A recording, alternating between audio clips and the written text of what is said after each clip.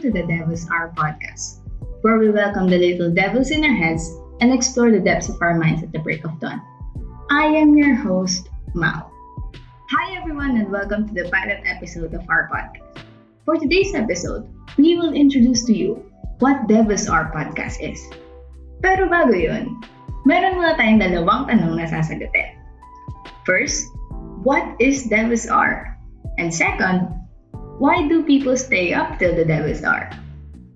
To answer those questions, we will dive deep in the World Wide Web and read articles that may or may not answer our questions. So if that little demon in your head is interested, come join the ride. Question number 1. What is the Devil's Hour? According dito sa references natin, in folklore, the witching hour or devil's hour is a time of the night associated with supernatural events. Witches, demons, and ghosts are thought to appear and to be at their most powerful. Black magic is thought to be the most effective at this time.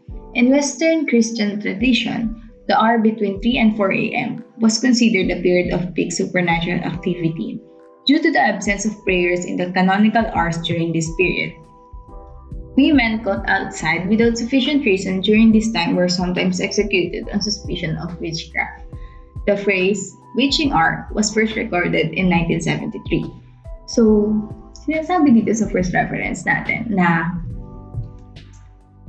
kaya lang naman nagkaroon ng devil's hour or witching hour is because merong, sabihin na natin, free time, ganun. Meron free time daw ang mga demons or I guess witches and ghosts and siguro nga bad. Ang mga bad spirits, ganun, to have activities. And dahil ito sa kakulangan ng religious activities. There are several theories to explain this phenomenon. According to some common belief, the witching hour, also known as the devil's hour, is when strange things happen. During the Middle Ages, people believed that witches' powers are strongest in the middle of the night, and this is also when witches perform their rituals and spells. It is also believed that it is during the witching hour when a portal opens between the visible and invisible world. So one wakes up feeling somebody has roused him or is watching him. This is also the time when out-of-the-body experience or astral projection usually happens. So, dati naniniwala ko doon na pag nagising ka ng alas 3 ng umaga and for no apparent reason, kung kunwari hindi ka naiihi or hindi ka nagugutom or walang gumising sa'yo and nagising ka lang dahil, nagising ka, ganun. Dati naniniwala ako na meron talaga nakatingin sa akin. Ganun ako conceited. Pero, pag talaga inisip mo, parang hindi siya kami kapanipaniwala. Pero at the same time, kasi naka-instill na sa utak natin mga tao na meron tayong mga supernatural beings na kinakatakutan. Well, most of us meron. For some people na nagigising ng 3 a.m., naniniwala talaga sila na merong nakatingin sa kanila. And some people believe that meron naman talaga doon na nakatingin. Like, meron akong mga kaibigan na sinasabi na nagsisleep paralysis sila, nakikita na yung sleep paralysis demon nila at mga hours na gano'n, mga peak hours ng 2 hanggang 4 a.m. or minsan madalas nasa gitna pa ng 3 a.m. and 4 a.m. And there's no reason why I won't believe them dahil, di ba, struggle nila yun and that is their truth. Kung nagsisinungaling sila, edi sa kanila na yun. But anyway, some people believe naman na it's just a body reaction and yung susunod natin na reference is the scientific explanation kung bakit nga daw nagigising tayo ng 3 a.m. Scientifically speaking, however, waking up at around 3 a.m. can be explained by our body's circadian rhythm and rapid eye movement or ERM of deep sleep. During the REM cycle, our body's heart rate, cardiac blood pressure, arterial pressure, and breathing pattern becomes irregular because our bodies are at rest. Waking up suddenly while in the middle of REM sleep will definitely cause an odd bodily pattern, which explains why you feel weird, anxious, and slightly creep out for no reason. The eerie chill you feel is another effect of the REM sleep cycle. As our bodies relax, we become more sensitive to temperature and temperature changes. So dito sa part na to, ina-explain lang nila na meron talagang scientific explanation kung bakit ka nagigising or most likely kung bakit ka laging nagigising during those hours. And that is because nagigising ka galing sa deep sleep mo. And yun lang yung reason kung bakit ka why you feel anxious and scared around the surroundings or sa kwarto mo, ganun. And kung bakit ka nakakaramdam ng may something na nakatingin dun sa'yo or may demonic something na nandun sa kwarto mo kasama ka. And sinasabi lang nila dito na it's just our bodies reacting to changes in the environment once kalma na yung katawan natin and then suddenly something changes.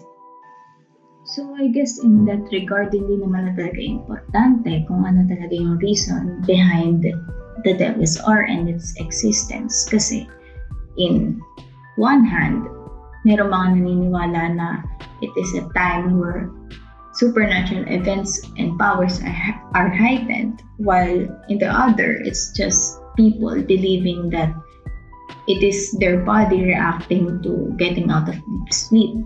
Pero, for me, kaya talaga ako naging interested sa Devil's Hour or sa 3 a.m. I guess, is because I believe that sa time period na to, maybe hours between 2 o'clock hanggang 4, dito talaga lumalabas yung mga ideas, yung mga topics na talagang hindi mo alam kung saan nanggagaling. And you have no choice but to entertain them because, well, siguro una, hindi ka makatulog. Or pangalawa, gusto mo lang talaga silang isipin. And that brings us to question number 2, which is, why do people stay up till 3 a.m.? So, isa sa mga references natin dito na sa mga articles na babasahin natin is from Philstar Global na ang title is This Sleep-Deprived Nation, and it is talking about the Philippines. One major phenomenon that has been gradually eroding the health of the Philippines is lack of sleep. Well, isn't that most of us?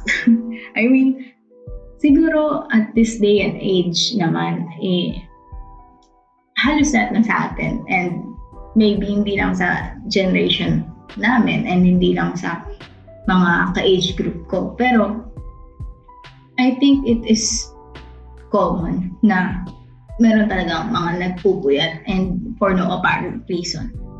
From the effects of unbearable traffic to the explosion of the business process outsourcing industry to the geometric rise of internet usage nationwide, millions of Filipinos are choosing to sleep less and less, with dangerous effects.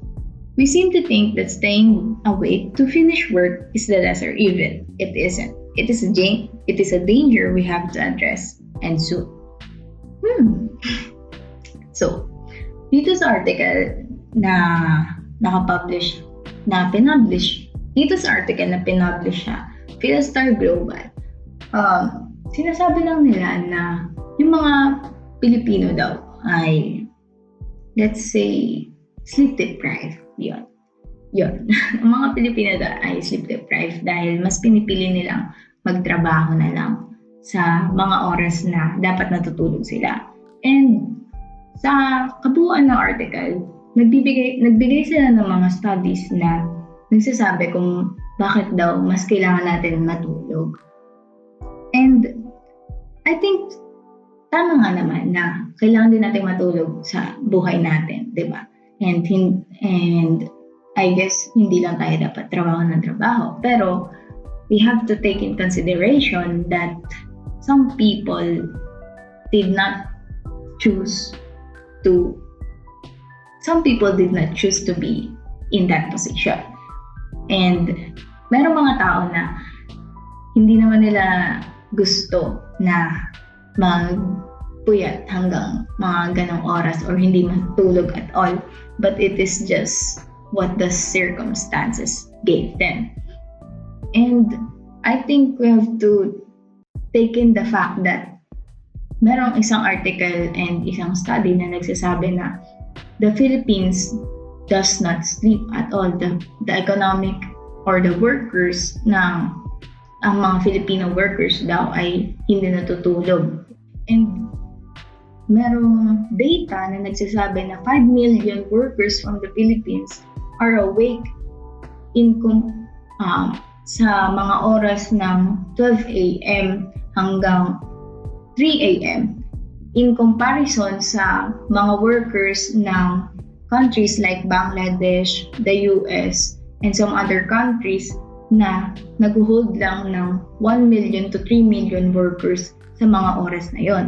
So, kaya sinasabi nung article na yon and I guess study na yon na yung mga Pilipino daw ay mas pinipili talaga nila na magtrabaho. And actually, nire-recommend sila ng author nung paper na yon, nung article na yon actually, na kung maghahanap daw sila ng mga agents or workers na mag-fill in sa mga oras na graveyard shifts or mga oras na patay, ganun.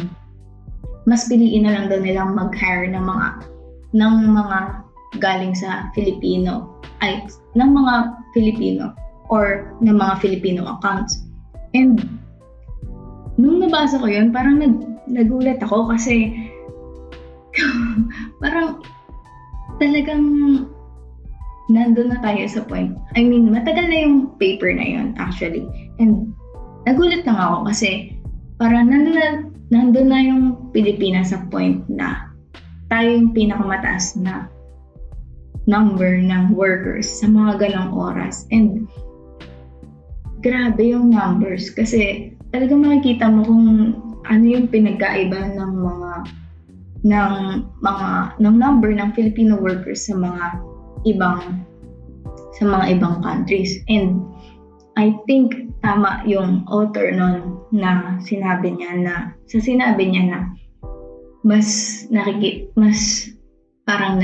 it seems that Filipinos are more productive and mas masipag yung mga Filipino workers dahil mas okay daw sa kanila na i-sacrifice or i-compromise yung rest and sleep nila para lang magkaroon ng trabaho, I guess. Ganon. And next article naman is from Lifestyle Inquirer. And it says in the title, Filipinos have worse health habits in Asia, says study. Well, personally, hindi naman ako against that. I mean, naniniwala talaga ako na mayroong mga health habits yung mga Pilipino na talagang kakaiba in comparison sa mga other countries, especially in Asia. Kasi, di ba, nakikita naman natin sa Korea kunwari or sa mga countries like Japan and Korea and China na grabe talaga yung diet sa kanila and they prioritize their health and I guess the physical appearance, and madami din sa kanila na niniwala sa diets, and hindi lang yung diets na kunwari para pumayat or para magmukha attractive, ganun. But meron talaga silang mga diet na meron talaga silang mga kinakain na part ng diet nila na meron talagang mga nutritional value, hindi kagaya sa most ng mga Filipinos na hindi talaga nila iniisip kung ano ba yung kinakain nila dahil in the first place, pinaghirapan nila kung ano yung hinahain nila sa mesa. And I don't want to touch on that on the topic of third world country and first world country, pero yun talaga yung reason kung bakit doon. Dahil meron talagang dahil kung wala ka naman talagang choice and yun lang talaga yung ulam mo, bakit ka pa mag-iinarte and magda-diet, diba? But anyway, the article says, Filipinos have among the worst health habits in Asia, according to a new research from Sun Life Financial Asia, covering 8 major markets in Asia Pacific.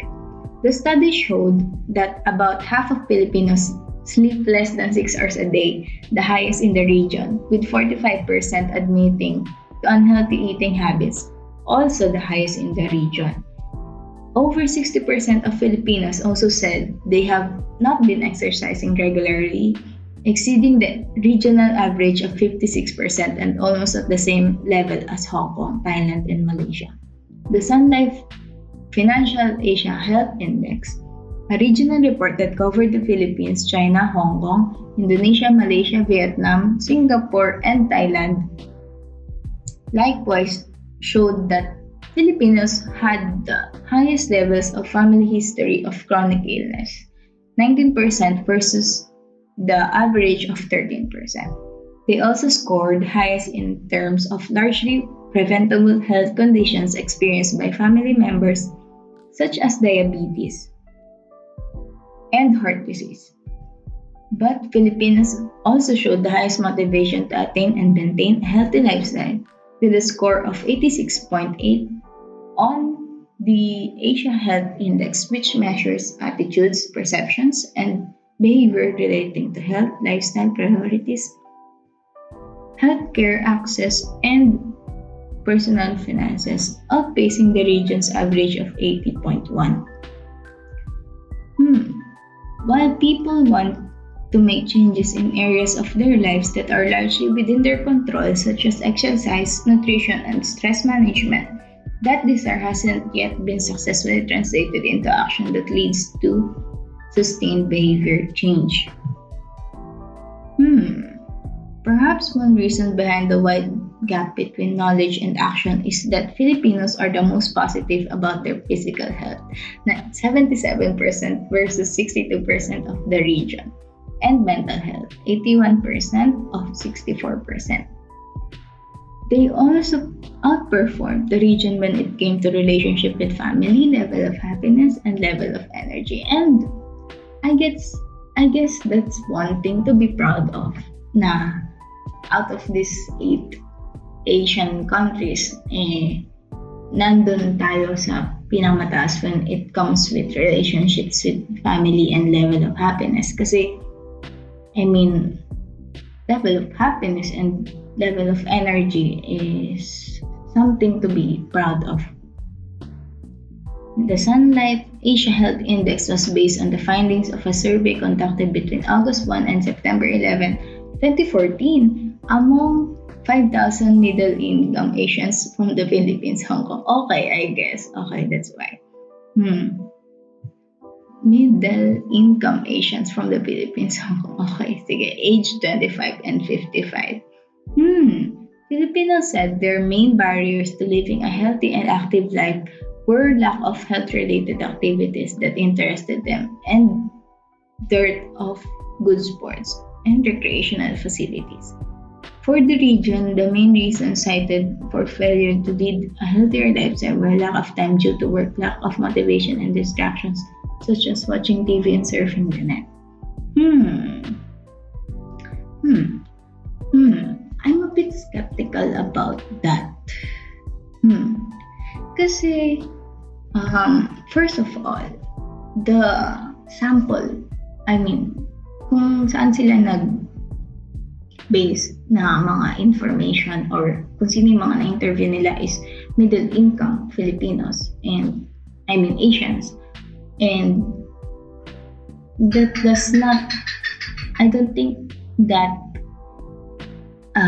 nire-represent nito yung Philippines or Filipinos in its entirety. Dahil kung gusto mo talaga ng data, the true data, you have to source that data sa pinakamalaking part ng population ng country, which is the lower class. And when they say that kaya lang, sabi dito, there has been a disconnect between Filipinos wanting to do about their health, like exercise more and eat a more balanced diet.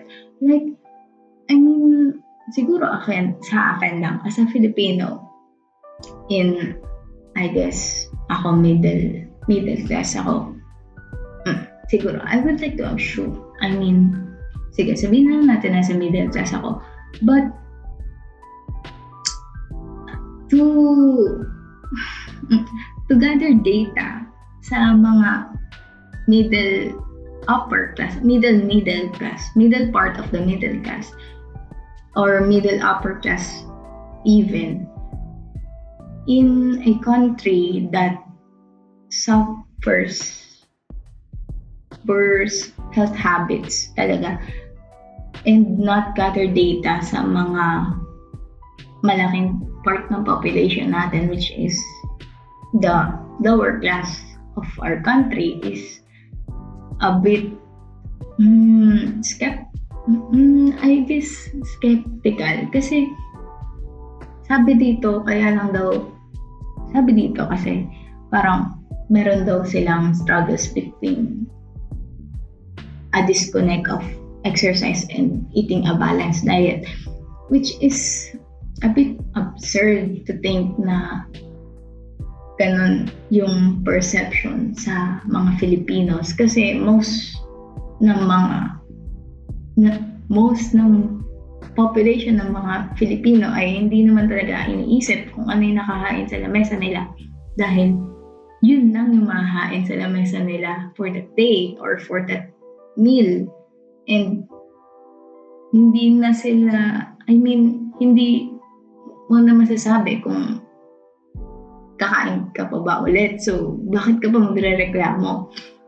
I think one reason kung bakit kung totoo man na Filipinos have the worst health habits in Asia is because of economic status. And naniniwala ako na malaki talagang part sa culture ng Pilipinas, and malaking reason kung bakit merong mga health problems yung mga Pilipino dahil sa lack of resources, and hindi lang dahil sa meron silang disconnect between liking exercise and having a balanced diet. I think we have to take in consideration that most Filipinos are hardworking, but most of the population also are working hard because they are in a financial, dahil nasa part sila ng financial crisis, na hindi sila binibigyan ng chance even to not work hard or to slack off. Kasi, di ba, parang medyo skeptic lang ako about this research, kasi it does not represent the country or the Filipinos at all. And that's that.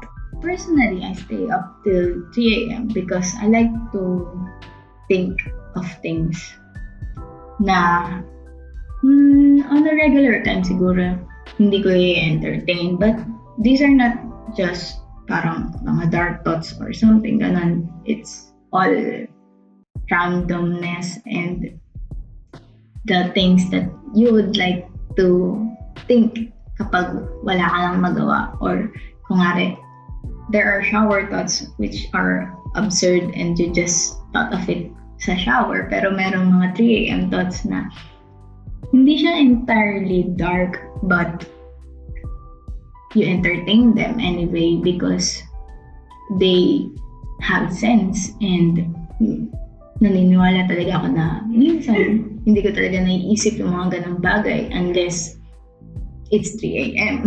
Ganon.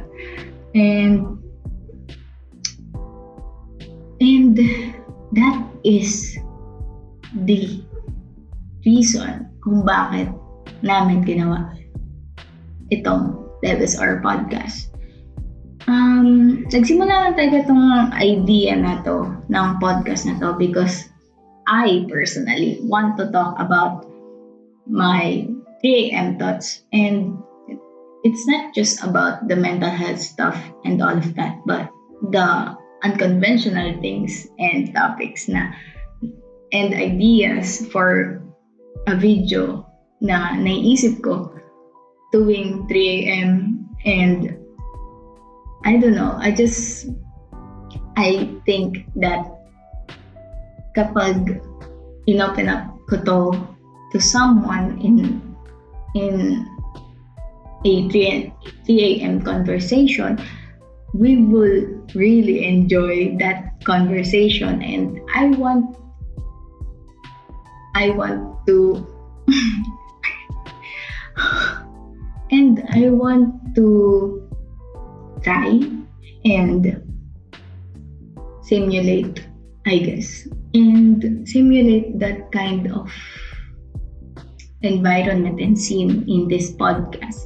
And that is why I mean me and my co-producer and that is why our team decided to open a small podcast like this. And yeah, what is the main idea behind this podcast?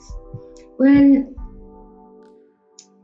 there's nothing much to it actually. Personally, gusto lang talaga namin magsalita. I mean, ako siguro. Gusto ko lang talaga magsalita. And gusto ko lang pag-usapan and i-research yung mga topics na naiisip ko, and I want to have a conversation about it kahit ako lang mag-isa dito ngayon, di ba?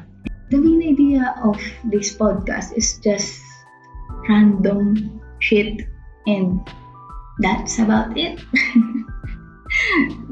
Yun lang talaga siya, and it may be small, and hindi naman talaga namin goal na dumaki yung podcast or whatever, but me and my team, I guess, me and my partner in this podcast, we just want to talk about random things online, and we just want to talk about random things na naisip namin tuwing 3 a.m. and share it online. And that's it. I hope you tune in, and kung meron man kayong mga 3 a.m. thoughts and ideas na you think maganda for podcast, and you can comment it down below and suggest it to us. And I guess that's it for the first episode of our podcast. And kung nagustuhan nyo man tong episode na to, or kung interested man kayo sa mga susunod pa naming episode and sa mga mangyayari sa podcast na to, mag-subscribe na lang kayo dyan, kung saan man dyan, sa ilalim, dito ba, or dito, or dito, or dito. Basta kung saan man dyan, mag-subscribe na lang kayo kung gusto nyo tong content namin. And tune in with us every first and third Friday of the month. Marami na kaming nakaplanong topics, and excited na kami para maglabas pa ng mga iba pang episodes. But kung meron kayong suggestion ng mga topics and ideas na gusto nyong pag-usapan and i-research namin, dito sa podcast na to, you can DM us or message us in our socials sa Twitter and sa Instagram, The Devil's Hour Pod. And those accounts will be linked down below too. And again, sorry kung meron mang awkwardness and magulo man to, ang daming cuts, pero I promise we will try our best to put out great content na may enjoy namin and may enjoy nyo din. Anyway, again, I am your host, Mal. And always remember, you'll never know what you get from the Devil's Hour. Bye!